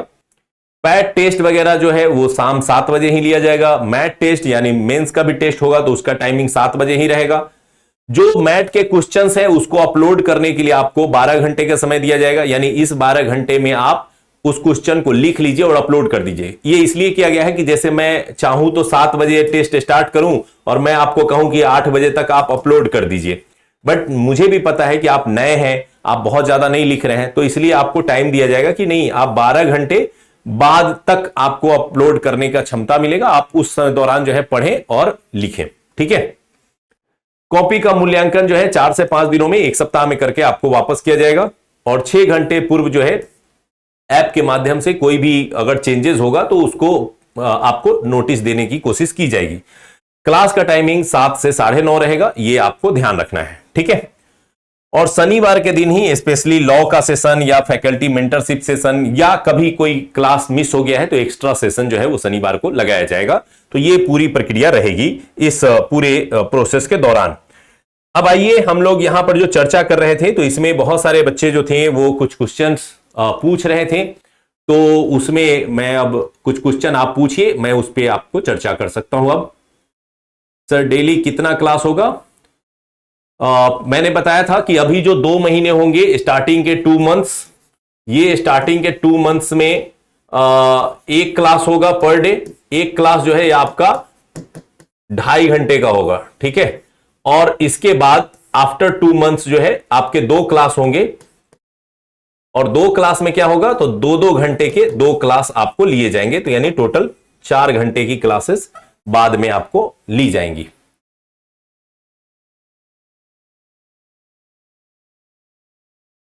टाइटन इंग्लिश बैच में बिहार स्पेशल मैं पढ़ाऊंगा। हिस्ट्री और जो आर्ट एंड कल्चर का सेक्शन है वो पूजा मैम पढ़ाएंगी। हिंदी ऑप्शनल पेपर का हिंदी क्वालिफाइंग पेपर का भी प्रिपरेशन कराया जाएगा। जी नहीं, उसको करने की जरूरत नहीं पड़ेगी, क्योंकि जो निबंध का प्रिपरेशन आपको इसमें कराया जाएगा तो वही निबंध जो है आपको हिंदी के पेपर में पढ़ना है। यानी हिंदी के पेपर में आपको कुछ अलग नहीं करना है। हिंदी के पेपर में क्या है, हिंदी पेपर में एक संक्षेपण है और निबंध है, तो जो निबंध आप यहां पढ़ेंगे ना वही आपको वहां भी काम आ जाएगा और वहां पर आपका हो जाएगा। चूंकि 30 मार्क्स का ही लेना है तो लास्ट में आपको 1-2 टेस्ट इसके लिए लिए जाएंगे, तो उसमें आपको ये हिंदी का जोड़ दिया जाएगा, तो वो ध्यान रखना है। करेंट अफेयर्स की क्लास रोज नहीं होगी, वो भी वीकली स्तर पे उसका प्लान है, वही उसी आधार पर लिया जाएगा।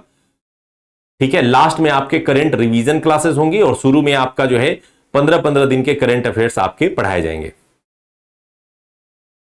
बुक जो है वो इस वीक में कल जो है वो डिस्पैच होना शुरू हो जाएगा, और जो भी लोग एडमिशन ले चुके हैं उनको 1 वीक के अंदर जो है बुक और कॉपी मिल जाएगा। जो बुक प्रोवाइड किया जाएगा वो बुक की बात करें तो वो बुक जो भी है वो नोट्स है। ठीक है।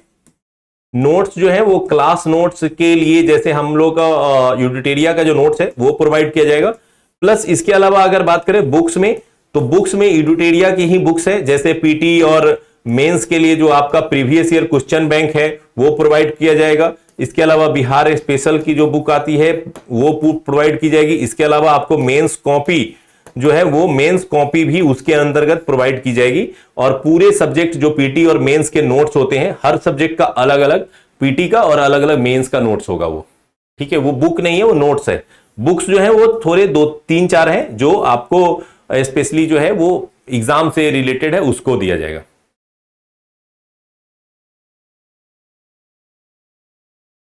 देखिए आपको पहले क्या करना है, पढ़ाई कैसे की जाती है ये समझिए। जैसे पढ़ाई कैसे होती है, मैंने बताया ना रणनीति, तो एक स्टूडेंट्स को क्या करना चाहिए पढ़ाई के दौरान, ये ध्यान रखिएगा।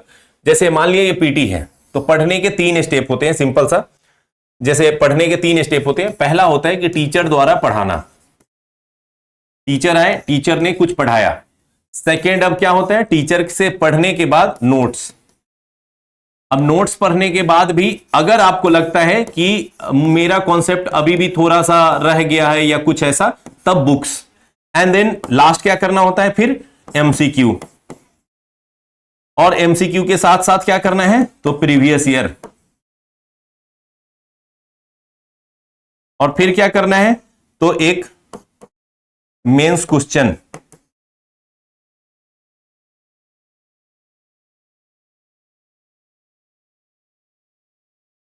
प्रैक्टिस। अब जैसे ये सिंपल से स्टेप हैं, इस स्टेप को फॉलो करना है आपको थ्रू आउट द स्टडी। ये ऐसा नहीं कि एक महीने सर कर लिए हैं बड़ा ईमानदारी से और उसके बाद मैंने भूल गया, उसके बाद मन नहीं कर रहा है सर, ऐसा नहीं चलेगा। सिंपल सा है कि कोई भी चैप्टर जब टीचर पढ़ाए तो पहले टीचर से पढ़िए। क्यों? क्योंकि जब टीचर आपको पढ़ाएंगे तो आपको उस चैप्टर का थीम, उस चैप्टर के सारे पॉइंट्स, उस चैप्टर के बैकग्राउंड, फोरग्राउंड सब कुछ समझ में आ जाएगा। तो अब जब ये पढ़ लेने के बाद आप नोट्स पढ़ेंगे तो नोट्स का 90% पार्ट आपको आसानी से समझ में आ जाएगा। फिर आप जब अगर आप बुक पढ़ेंगे तो इसका भी लगभग 90% चीजें आपको समझ में आएंगी। एंड देन उसके बाद एमसीक्यू प्रैक्टिस करेंगे तो इसमें भी 90 to 95% क्वेश्चन आप बना पाएंगे। एंड देन मेंस क्वेश्चन लिखने जाएंगे तो आप लिख पाएंगे। तो ये होना चाहिए।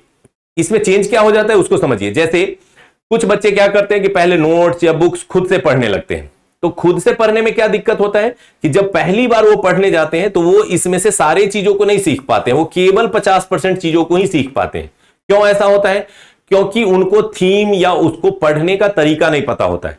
तो जब कोई टीचर आपको समझा देता है उसके बाद आप उस चैप्टर को पढ़ने जाते हैं तो उस चैप्टर में आपको सब कुछ समझ में आता है। उस फैक्ट्स को याद रखना, उस फैक्ट्स को समझ पाना उतना टफ नहीं लगेगा जितना बिना टीचर के पढ़ाए हुए अगर आप किसी टॉपिक को पढ़ते हैं तो उसको लगता है। हाँ, जो रोज रोज क्लास होगी उसका नोट्स भी आपको बनाना है। देखिए एक स्टूडेंट्स के तौर पे ये तो आपको करना ही है। जैसे टीचर पढ़ाया तो टीचर्स ने आपको जो पढ़ाया तो आप एक क्या कीजिए, अपना सेल्फ नोट्स बनाते चलिए। हर सब्जेक्ट का आपको नोट्स होना चाहिए अपने पास, अपना हाथ से लिखा हुआ।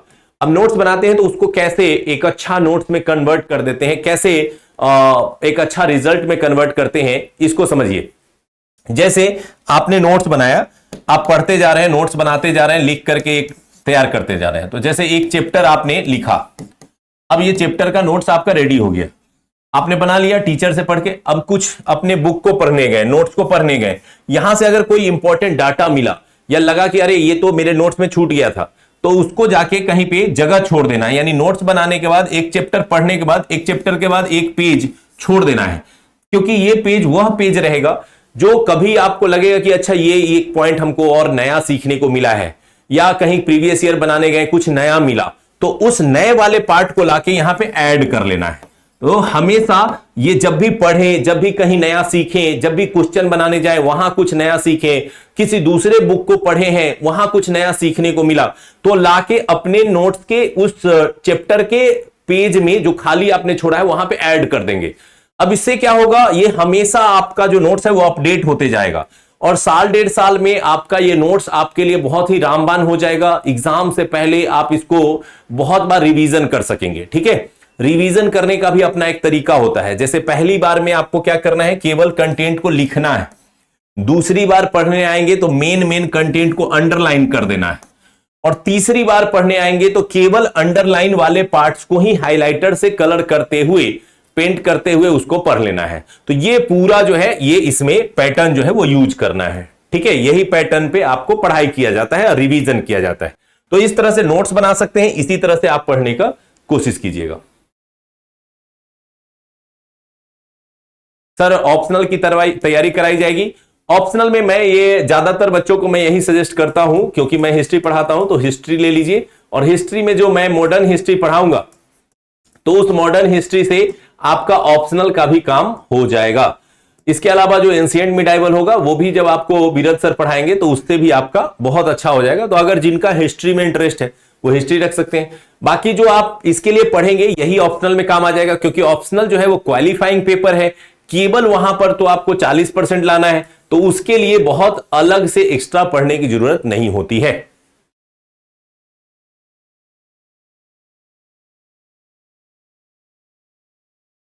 करेंट अफेयर्स के नोट्स के लिए सिंपल सा है, आपको क्या करना है, मंथली मैगजीन या मंथली नोट्स बनाना है, हर महीने का घटना जो है वो आपको एक नोट करना है। पेपर अगर आप पढ़ते हैं तो पेपर से अगर आपको रिलेटेड कुछ इंपॉर्टेंट चीजें लगती हैं तो उसको नोट कीजिए, अदरवाइज आप महीने वाइज नोट्स बनाते हैं और इस महीने वाइज नोट्स को पढ़ना है और बाद में एक ईयरली बुक जो है ले लेना है, इससे आपका काम चल जाएगा। ठीक है,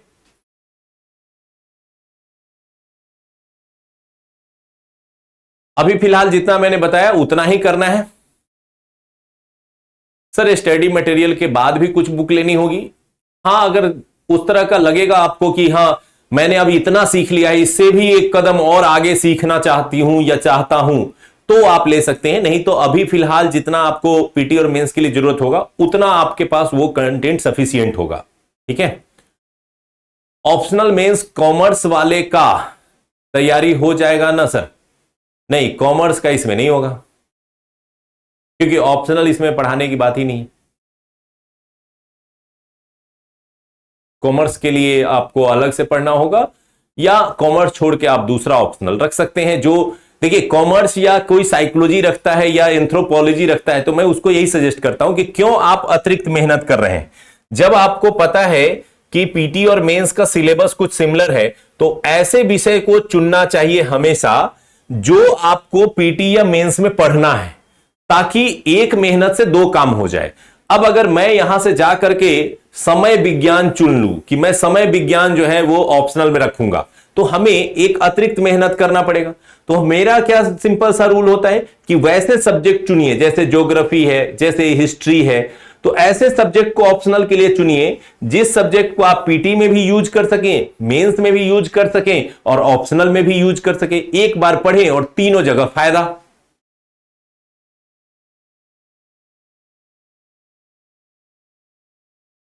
विकास कुमार यादव, ड्यूटी करते हैं तो ड्यूटी करने के बाद भी क्लास देखने के बाद कम से कम 3-4 घंटे आपको मिनिमम पढ़ाई आपको डेली करना पड़ेगा। ठीक है,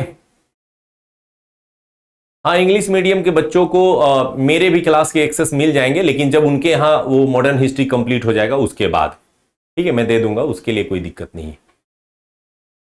जिसका बैकग्राउंड कॉमर्स है तो कोई जरूरी नहीं है कि आप कॉमर्स बैकग्राउंड के हैं तो कॉमर्स ही ले, और अगर कॉमर्स बैकग्राउंड है और आपको लगता है कि मैं 100 में से 40 नंबर तो ले ही आऊंगी तो आप रख सकते हैं।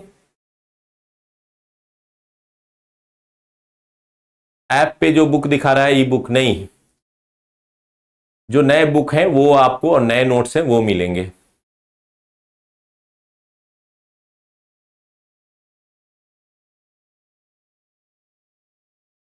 चलिए, इलाहाबाद यूनिवर्सिटी से कुछ बच्चे जुड़े हैं, बहुत बहुत स्वागत है। मैं आप लोगों को मॉडर्न हिस्ट्री और बिहार स्पेशल पढ़ाऊंगा हिंदी माध्यम में, और अंग्रेजी माध्यम में बिहार स्पेशल भी मैं ही पढ़ाऊंगा।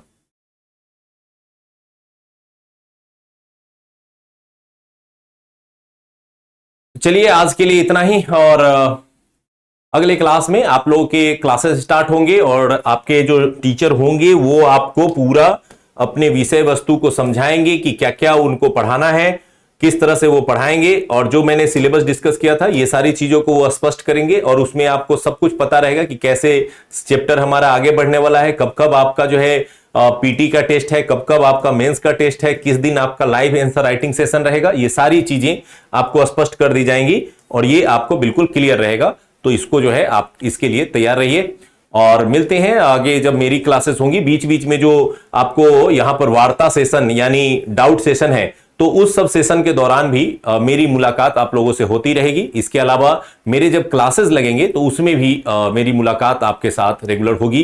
तो फिलहाल आज के लिए इतना ही। आप सभी को ढेर सारी शुभकामनाएं। अपने मंजिल को जो आपने चुना है उस मंजिल की ओर ईमानदारी से बढ़िए। ईमानदार प्रयास का कोई विकल्प नहीं होता है। ईमानदार प्रयास निश्चित रूप से अच्छी सफलता दिलाती ही है। तो आप सभी को ढेरों शुभकामनाएं और अच्छी तैयारी करें, अच्छी सफलता प्राप्त करें। All the best. धन्यवाद।